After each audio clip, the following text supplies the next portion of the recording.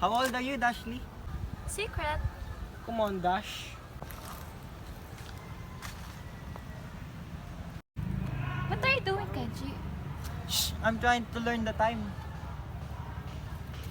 Am I doing it right? We don't know.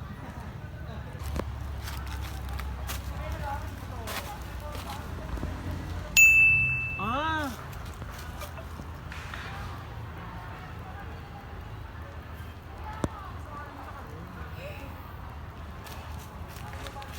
What time is it? tell us your age first. Yes, tell us your age first. No, tell me what time is it? Your age first. What the? What time is it? It's science time.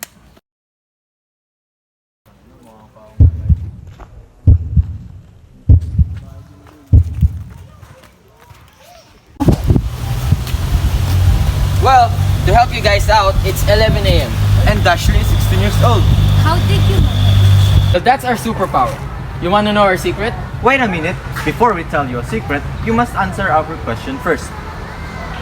What question? Speaking of time and age, do you guys know how old our Earth is? Well, let us educate you. Sit tight and listen to us.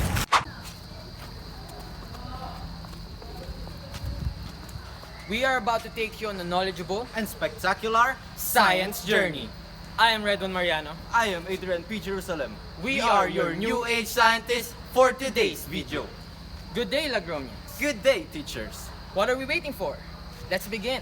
Well, let the journey begin.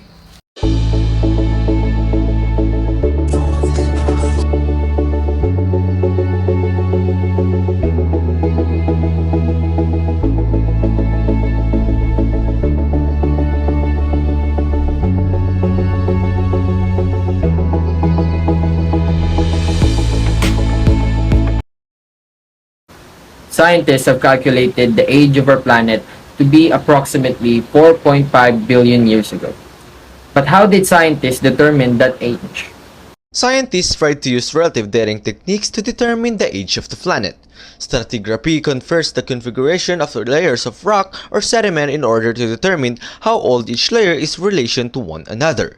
This technique can reveal which layers are older or which events have happened before others. If the layers of sediments have remained in sequential order, layers can be rearranged, bent, or contains inconsistency. However, stratigraphy yields no exact age for those layers or events. Nonetheless, even this technique did not give the scientists the precise number they were looking for. It did suggest that the Earth was most likely billions of years old, and not just millions as was previously thought. As advances in chemistry, geology, and physics continued, scientists found a method by which the absolute age, an actual number of years, of a rock or mineral sample could be determined. This method is called radiometric dating, and it involves the decay or breakdown of radioactive elements. Using radiometric dating techniques, it became possible to determine the actual age of a sample. Radiometric dating requires an understanding of isotopes. Isotopes are variations of an element differentiated by the number of neutrons in their nuclei.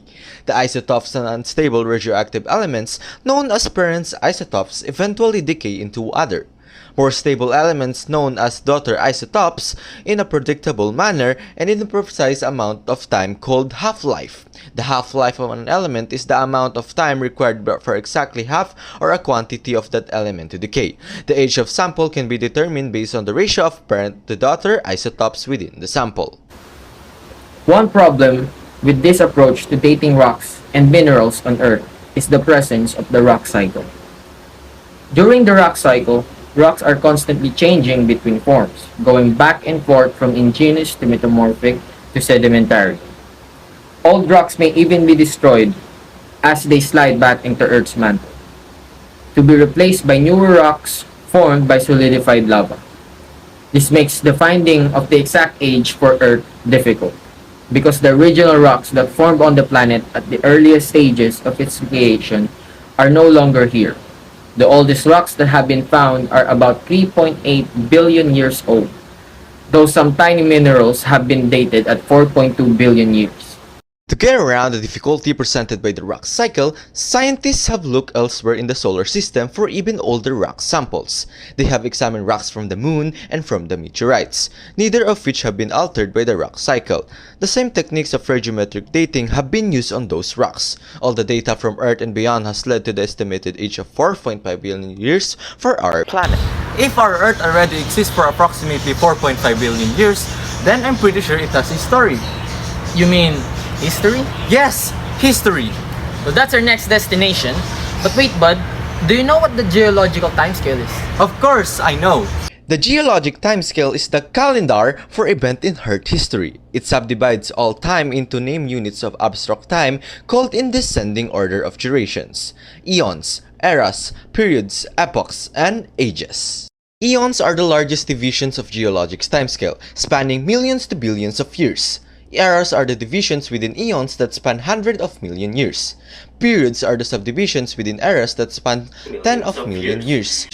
Epochs are smaller subdivisions in the periods of geologic timescale that span several million of years. How about the rock fossils? It is any animal, plant, and rocks preserved in the record of the Earth that is characteristics of a particular span of geologic time or environment. Did you know that they're both connected? Really? How? The enumeration of those geologic time units is based on stratigraphy, which is the correlation and classification of rock strata. The fossil forms occur in the rocks provide the cheap means of establishing a geologic timescale, with the timing of the emergence and disappearance of widespread species from the fossil record being used to delineate the beginnings and endings of ages, epochs, periods, and other intervals. Yeah, I think it's time for us to go now, before they know our secret. But wait, we really don't have a secret, bro. You have your phone there, right? Yes, before we meet them, I already know the exact time. Technology nowadays is very helpful, bro. But wait, how did you know the age of Dashley? Well, Buddy, I think we're in the Mesozoic era, the age of dinosaurs. Oh no! Do you know what dinosaur that is? That's right, it's a T-Rex, and I think we should run. Bye. Bye.